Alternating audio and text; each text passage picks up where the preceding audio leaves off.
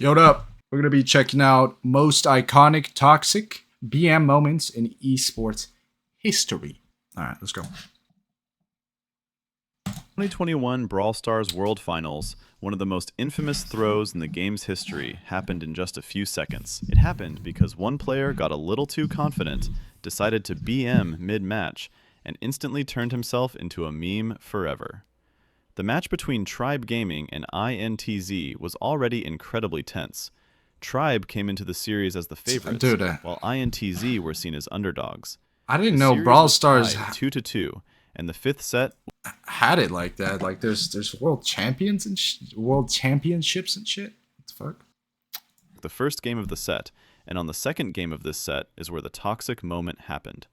The first siege of the game was a tie, with both teams possessing 2 bolts each. Tribe then went on to dominate INTZ, controlling the map completely with superior range. Tribe were able to bring INTZ's Ike turret health down to just 47%.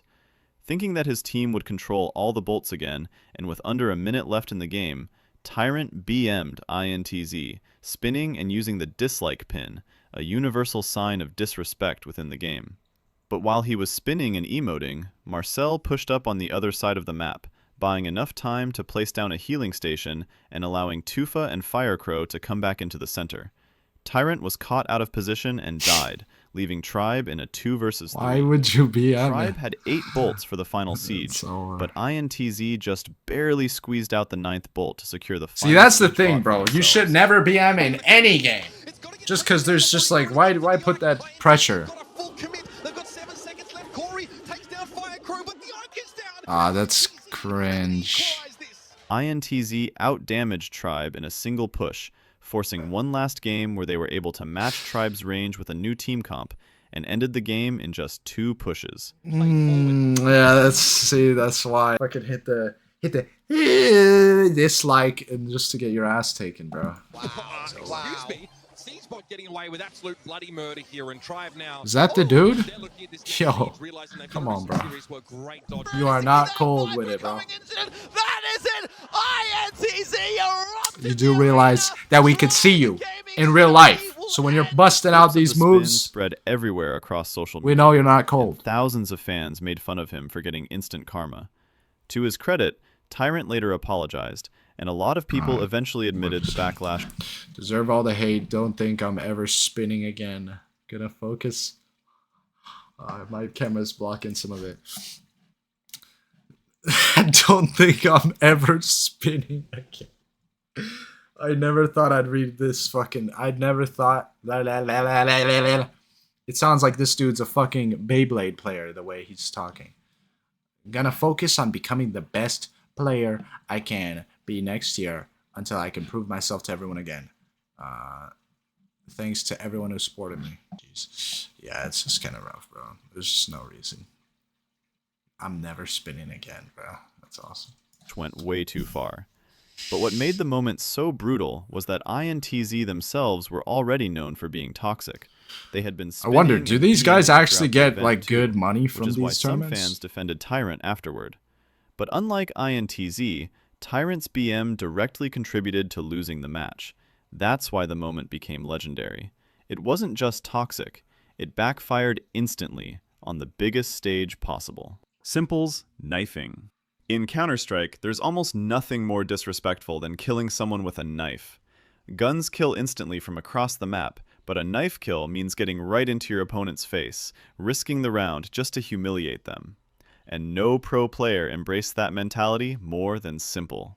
Over the years, Simple built a reputation not just as the best player in Counter-Strike, but as someone who genuinely enjoyed embarrassing opponents. I'm gonna hold off what I was gonna say. He would constantly look for knife opportunities instead of securing kills. That's some mean normally. comments. Sometimes it was for the extra money reward, but most of the time it was clearly just BM.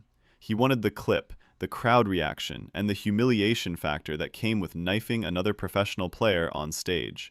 And somehow, he kept getting away with it. One of the most famous examples was this sneaky backstab on Apex. Oh my god. What?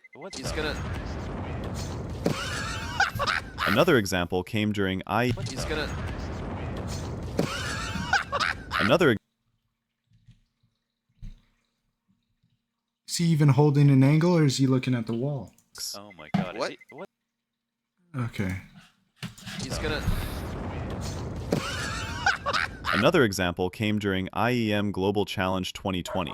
It was on Nuke against Furia. 1 second.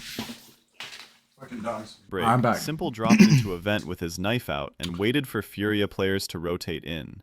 But this tendency occasionally backfired too. At ESL 1 Cologne 2019 against Team Liquid, Na'Vi were on map point and close to closing out the game. Nitro was left in a clutch situation, and instead of taking the guaranteed kill with his gun, Simple pulled out the knife and went for the humiliation play.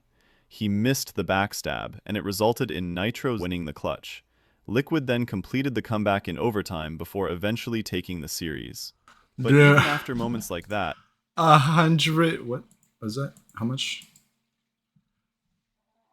125 grand. That's salty. That's so salty.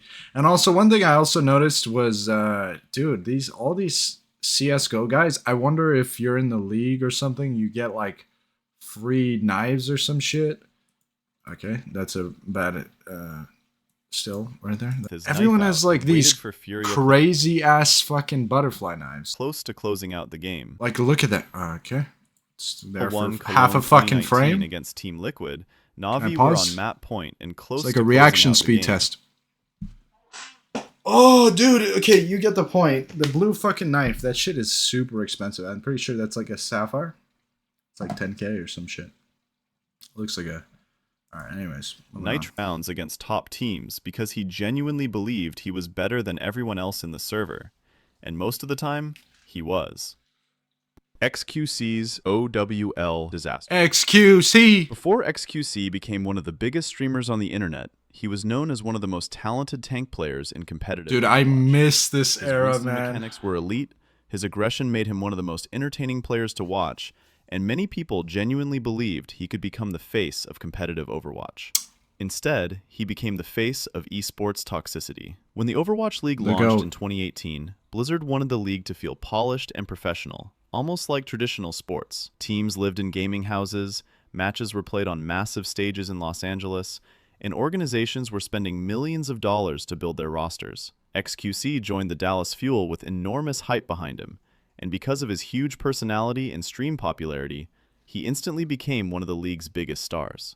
But after a loss to the Houston Outlaws, XQC went on a stream rant aimed at Outlaws player Muma, one of the few openly gay players in the league. Shut your I fucking mouth, remember go back this. there, suck a fat cock. I mean, he would like it, but So many games ahead. The comments quickly Dude, I get I get it because he's supposed to be professional, but dude, that was a good one. That was a fucking good one.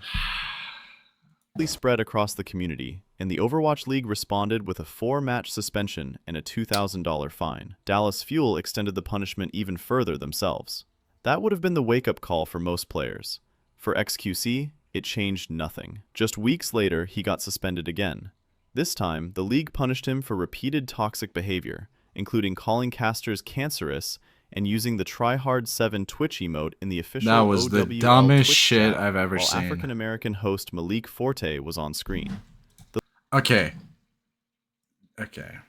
Like, In the official if he was doing this emote, like the come on bruh, for no reason, like, I know people did that come on bruh emote just whenever there was a black dude, but tryhard7, like, come on, bro. This was literally like the greeting emote. Like, everyone spammed that shit because it's like, it's the dude looks like he's saluting. Like, I don't understand. You know, just because there's a black dude. Yeah, I don't know, bro. OWL Twitch chat while African-American host Malik Forte was on screen. The league ruled that this was used in a racially disparaging manner, though They're just XQC looking said for that he any used popular excuse memes with no to intent dust his to ass. offend, and that his actions were taken out of context. Dallas Fuel eventually released him before the inaugural season was even halfway over. And even after leaving the league, XQC continued receiving bans in regular Overwatch for toxic chat and behavior, reinforcing the image that had already formed around him during OWL.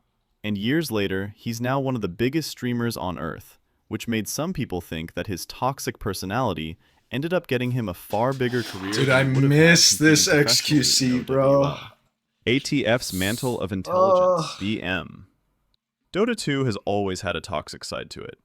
Between all chat, tipping, taunts, and voice lines, professional matches can sometimes feel less like a strategy game and more like psychological warfare. But out of all the different ways pro players BM each other over the years, one of the weirdest and most iconic came from ATF.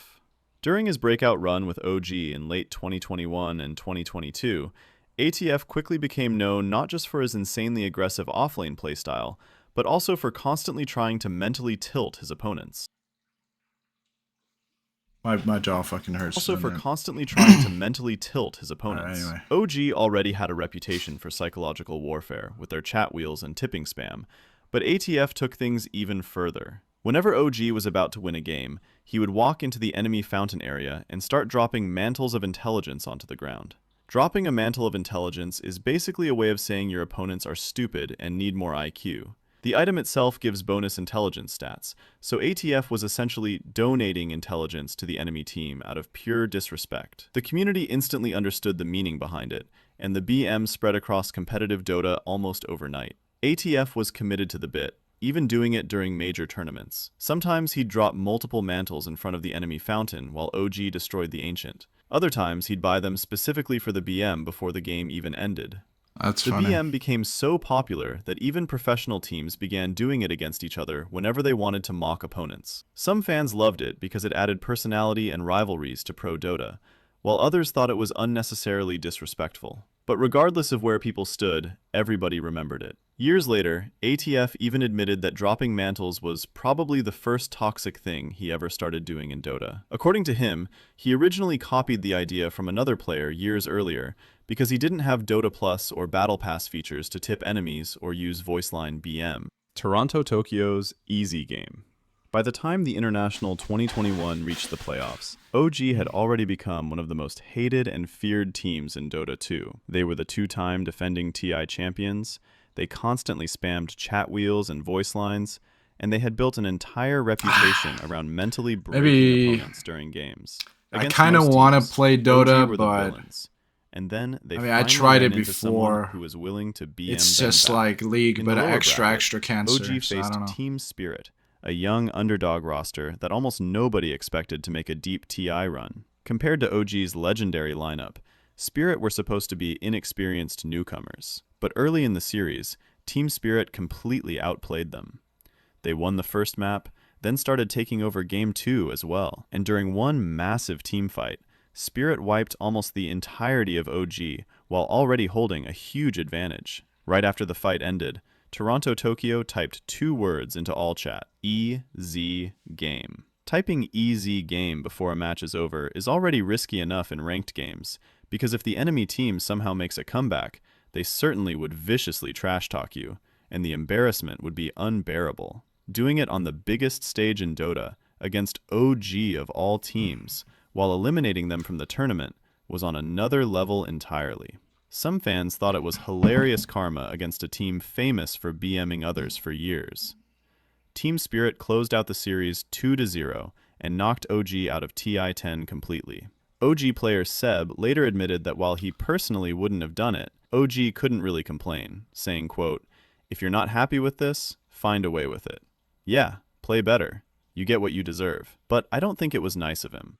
Carpe's infamous teabag on audio. Okay, so he was a dickhead and he won. That's salty. That is the worst feeling ever. Is when someone's BMing you and there's nothing you can do about it. Overwatch League first launched in 2018, Blizzard wanted it to feel like traditional sports.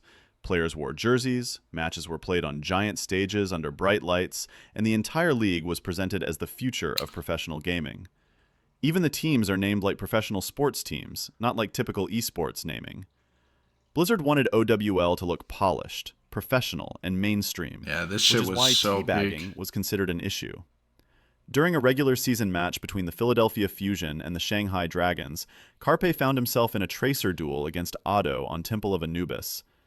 At the time, Carpe was already becoming known as one of the deadliest DPS players in the entire league, while Shanghai Dragons were struggling badly and were on their way toward their infamous 0-40 season. During the fight, Otto managed to kill Fusion's Winston, but Bro, Carpe it's crazy to see the gameplay here, and this was what, like when the game first came out, it was only out for like what, a year here. Like every time a new game comes out, in the most early like pro scenes, like it's like the game could come out, tomorrow, and then 3 months later, and you already got people who are just who've mastered every single mechanic, and it's like for the next 10 years, they already hit that ceiling. It's immediately traded the kill back and eliminated him. And right after securing the kill, Carpe crouched repeatedly over Otto's dead body and even used the "hello" emote afterward. Is the Resurrections. The Resurrections have come in clean and free for Philadelphia. Does he get banned for 5 this? players resurrected for Neptuno, only a single person brought back to life by altering thus far. The crowd inside the arena started booing. Some people thought that behavior like that made esports look immature and unprofessional, especially in a league Blizzard was trying so hard to market as a mainstream sport. Some even called it a form of sexual assault. Others... Alright, some people are just fucking stupid. What the fuck is that? Oh, bro. Some people just shouldn't be allowed to even state their opinions. Like, I don't know why we're showing this dumbass. What the fuck? Oh, no, this guy got... Wait, what? No, he's not saying that. Wait. League Blizzard was trying so hard to market as a mainstream sport. Some even called it a form of sexual assault. I mean, not really. Now that I'm like reading over it, he's just saying, because technically the act of teabagging, like he's saying in real life, is sexual assault. But, in game, it's just unsportsmanlike. Yeah, I don't know. I think he kind of twisted it. Others thought it was just funny, and that the outrage was like, quote, making a mountain out of a molehill. Yeah. What made it even more brutal was the fact that the Shanghai Dragons were already going through a terrible season, which eventually ended in a 0-40 record. So when Carpe teabagged Otto on stage, a lot of viewers felt like he was kicking a team that was already down. In the end, Carpe never got punished for this, and some pro players still teabag opponents to this day. Hungry Box's pop-offs. Throughout the Yeah, with gaming, I don't get why they want to make gaming leagues so corporate. Why do we want to like fucking PR ass gaming, where it's like, nice try, guys, we'll get them next time all the time. You have to be like that. It's like, I don't get that. Late 2010s, Hungrybox was one of the most dominant Super Smash Bros. Melee players in the world. His defensive Jigglypuff playstyle made him incredibly difficult to beat, but it also made him one of the most controversial players in the scene. A lot of fans found his matches frustrating to watch, calling his playstyle slow and campy, and many people openly rooted against him at tournaments. Over time, Hungrybox started embracing the role of the villain, and his celebrations became part of that image. And those celebrations were absolutely insane. One of the most famous examples came at EVO 2016, after Hungrybox defeated Armada in Grand Finals. While Hungrybox was screaming and lying on the stage crying, Armada was still sitting silently at the setup, visibly devastated after losing 2 last stock Game 5 sets in a row. That moment became one of the most famous images in Smash history. But as the years went on, the pop-offs became more controversial. Man, so nostalgic. It's in this Super Smash Bros. I'm pretty sure this is Super Smash Bros. Melee? It was like the GameCube one? Or was it Super Smash Bros. Brawl? I forgot. I just remember playing this on my old GameCube. Fucking Captain Falcon. Or was it Captain Falcon or was it Meta Knight? I forgot which one this was. Damn. I kind of looked like a LARPer. At several tournaments, Hungrybox celebrated so aggressively and so close to his opponents that some viewers started feeling uncomfortable watching it. After winning emotional sets, he would scream directly toward players. Alright, one sec.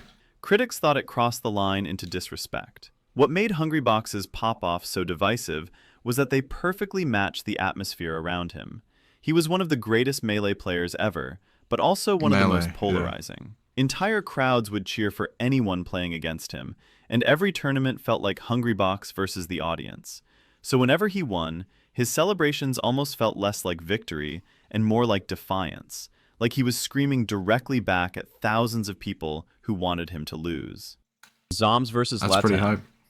Back in 2021, Sentinels were the best team in Valorant. They had just won Masters Reykjavik without dropping a single series, and for a while, they genuinely looked Enough is unbeatable. enough, Because bro. of that success, Let's Sentinels see. players became extremely confident, especially Zoms, who already had a reputation for trolling and trash-talking online. But eventually, one tweet turned an entire region against him.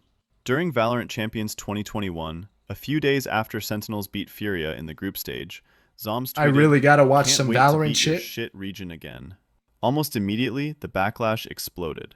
Brazil already had one of the most passionate esports fan bases in the world, and fans saw the tweet as massively disrespectful toward the entire region. Zoms was flooded with hate messages. Brazilian fans spammed his social media non-stop, and he instantly became one of the biggest villains in competitive Valorant. And he didn't stop there. He later tweeted, quote, "Brazil need to do less typing, more playing," and "Imagine an entire region trash-talking over nothing. Then when you say anything back, they all start crying and calling for punishment from Riot." But eventually, the entire story reached peak irony.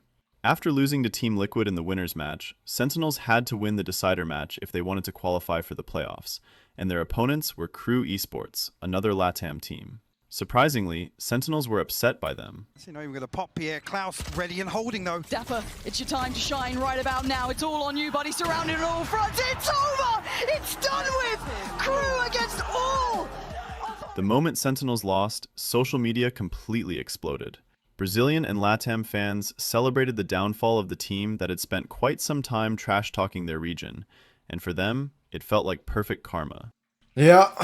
So lesson is don't trash talk unless I guess you already won. Or no, that's what he did. Hope you guys enjoyed watching some shit with me. Bye.